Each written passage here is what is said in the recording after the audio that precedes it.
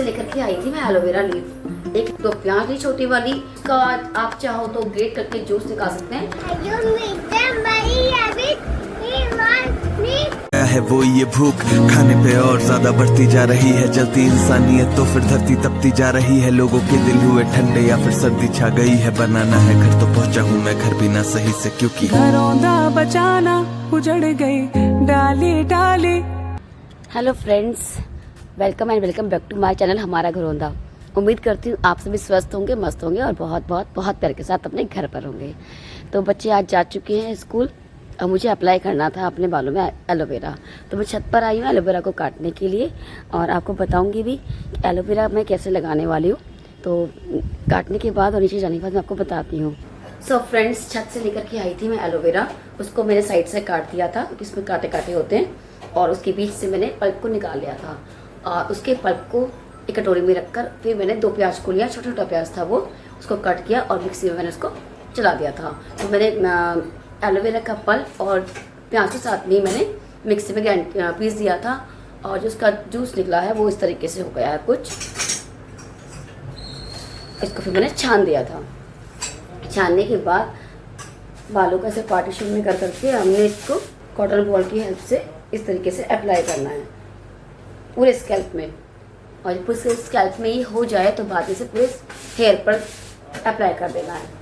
After 30 minutes आप इसको mild shampoo से वॉश कर सकते हैं और उसका रिजल्ट आपको बहुत अच्छा मिलेगा। आपके बाल टूटने रुक जाएंगे, थोड़ा ग्रोथ अच्छी हो जाएगी और रिजल्ट तो आप इसको देखिएगा तभी आपको पता चलेगा क्या ही होता है। क्योंकि बहुत अच्छा रिजल्ट लगा मेरे को इसका।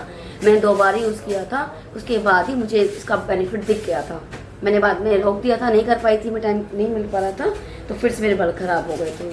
अब मैं काफ़ी टाइम के बाद यूज़ कर रही हूँ तो बताती हूँ आपको मेरा क्या ही रिजल्ट रहता है प्याज के साथ में एलोवेरा को लगाने का।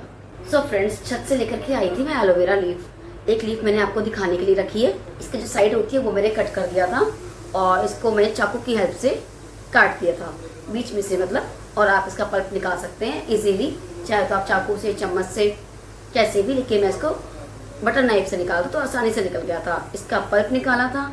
2 प्याज ली छोटी वाली, उसका आप चाहो तो ग्रेट करके जूस निकाल सकते हैं, लेकिन मैंने दोनों प्याज को कट करके और इसके पल्प को लेकर मिक्सी में पीस दिया था।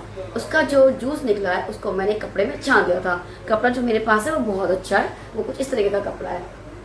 इसमें इजीली जूस निकल जाता है, कुछ भी नहीं रहता, सिर्फ पेस्ट ही रह पाती है, बाकी तो सब चीज़ की निकल जाती है।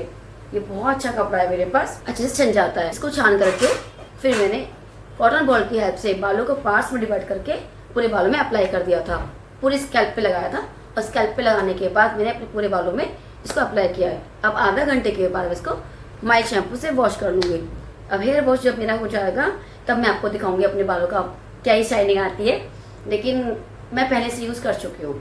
अभी पीछे मेरे पास टाइम नहीं था तो मैं नहीं कर पा रही थी। आज मुझे हेयर वॉश करना था, सोचा आपको भी दिखा दूँ मैं कैसे यूज़ करती हूँ एलोवेरा अपने बालों में, तो इसलिए मैंने ये वीडियो शूट किया है।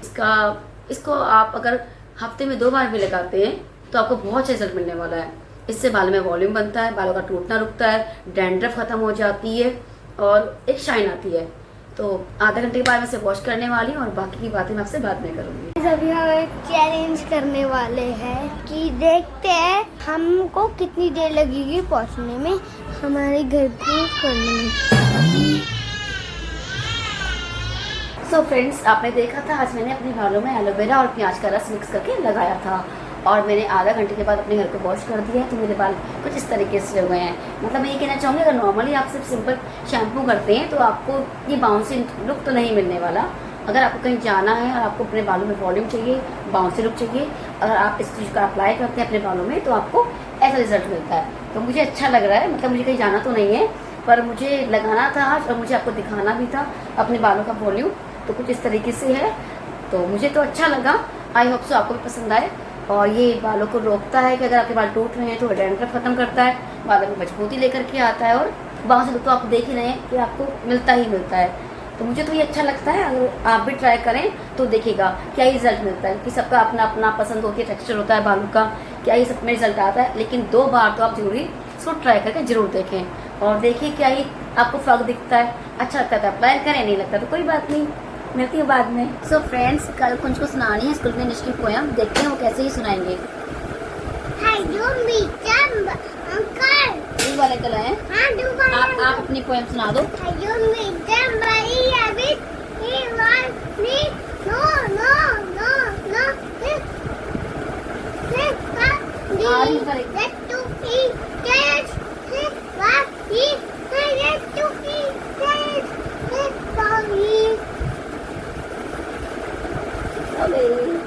Very good. So friends, good night कहने का टाइम आ गया, लेकिन उससे पहले 2 मिनट की बात है। तो आज मेरा मतलब बहुत ही ऐसा लग रहा था जैसे लोग कितना श्राद्ध में करते हैं अपने पेरेंट्स के लिए, जो उनके पेरेंट्स नहीं हैं इस दुनिया में। उनके लिए पूजा करते हैं, पंडितों को बुलाते हैं, उन्हें खिलाते हैं, कौवे को खाना खिलाते हैं, ढूंढ ढूंढ कौवे को देखते हैं, और बहन बेटी को बुलाते हैं घर पर।